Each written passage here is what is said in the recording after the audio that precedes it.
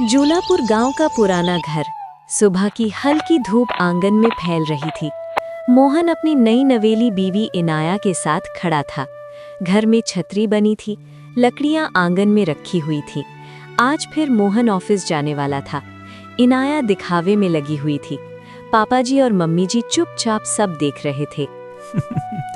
हाँ पापा जी, आज ऑफिस निकल रहा हूँ। इनाया, तू संभाल ले घर का काम। मोहन, आप जाओ ऑफिस, मैं सब संभाल लूंगी।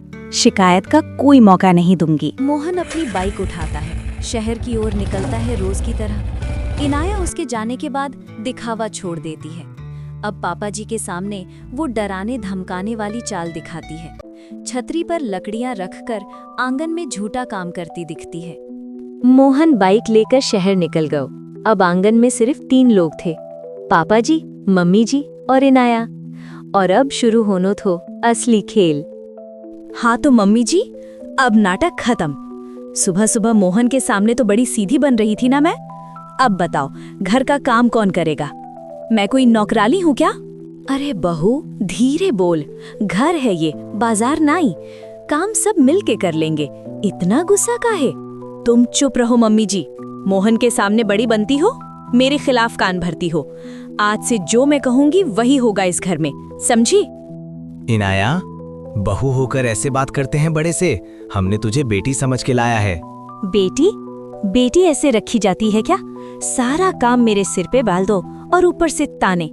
अब ध्यान से सुन लो, मोहन को कुछ बताया ना तो अच्छा नहीं होगा। सीता की आंखें भर आईं। रघुवीर चुप हो गए। घर में सन्नाटा छा गया। आंगन की धूप भी जैसे फीकी पड़ गई। नई नवेली बहू अब असली रंग दिखा रही थी।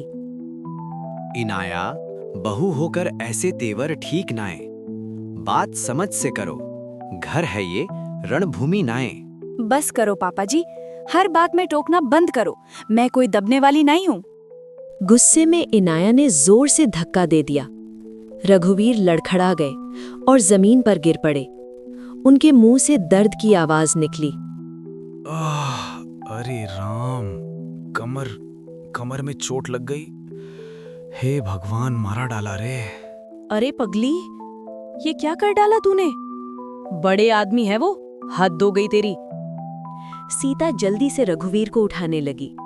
उनकी आंखों में डर और गुस्सा दोनों थे। इनाया अभी भी तमतमाई खड़ी थी। बहू, गुस्सा इंसान को अंधा कर देता है। आज तूने सीमा पार कर दी। सीमा? मुझे मत सिखाओ सीमा। मैं यहाँ किसी की नौकरानी नहीं हूँ। हे राम, ये कैसी बहू आ गई हमारे घर? आंगन में सन्नाटा छा गया। रघुवीर दर्द से कराह रहे थे। सीता की आंखों में आंसू थे। इनाया सांसें तेज लेकर खड़ी थी। घर अब घर जैसा नहीं लग रहा था। शाम का समय था। सूरज ढल रहा था। मोहन रोज की तरह बाइक से शहर से लौटा। गेट खोला तो आंगन में अजीब सन्नाटा था। ना हंसी, ना आवाज, बस भारी सा माहौल। फिर मोहन बोला, अरे मम्मी जी, पापा जी, इतना सन्नाटा काहे है? सब ठीक तो है? रघुवीर चारपाई पर लेटे थे, कमर पकड़कर बैठे थे। सीता पास में चुप बैठी थी। चेहरे पर दर्द और डर दोनों था।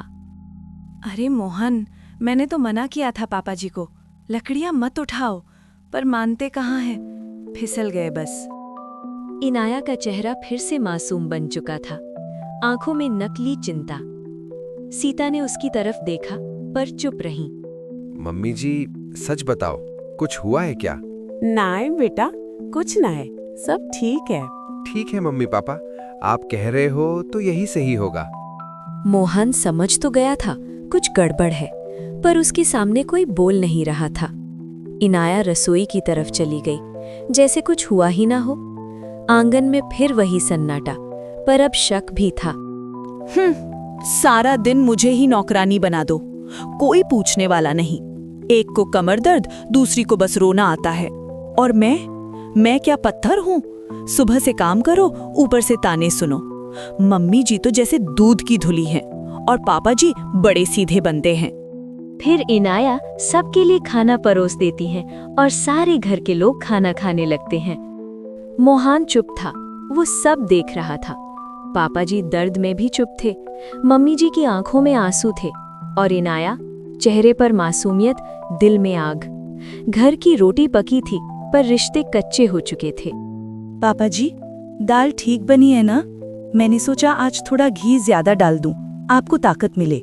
हाँ ठीक है बहू, अच्छी बनी है। मम्मी जी, आप कम क्यों खा रही हो? सुबह से आप थकी लग रही हो। कल से मैं ही सारा काम कर लूंगी, आप आराम करना। सीता ने उसकी तरफ देखा। दिन में जो हुआ था वो सब उनकी आंखों में घूम गया, पर उन्होंने कुछ नहीं कहा। अरे मोहन, मैं कोशिश तो करती ही हूँ। ये घर अब मेरा भी तो है। पापा जी और मम्मी जी मेरे अपने हैं, मैं क्यों बुरा चाहूंगी उनका? ठीक है बहू, जैसा तू ठीक समझे। देखो पापा जी, मैं कहता था ना, इनाया सीख जाएगी धीरे धीरे। अभी नई नई आई है घर में। मोहन के चेहरे पर सुकून आ गया। पापा जी चुप रहे, मम्मी जी ने सिर झुका लिया। रोटी खत्म हो गई, पर सच अभी भी अंदर दबा हुआ था। इनाया का नाटक अभी भी चल रहा था। फिर सभी अपने अपने कमरे में सो जाते हैं। हे राम, ये कैसी परीक्षा ले रहे हो? बेटा सच्चाई से अनजान है और घर में डर बस गयो है। चुप रहो सीता, मोहन को मत बताना अभी, घर टूट जाएगा। भगवान सब देख रहा है। रात गहरी होती गई। 2 कमरे, 4 अलग अलग सोच। कोई डर में, कोई दर्द में, कोई शक में और कोई चाल में। जोलापुर का घर सो तो गया था, पर तूफान अभी बाकी था।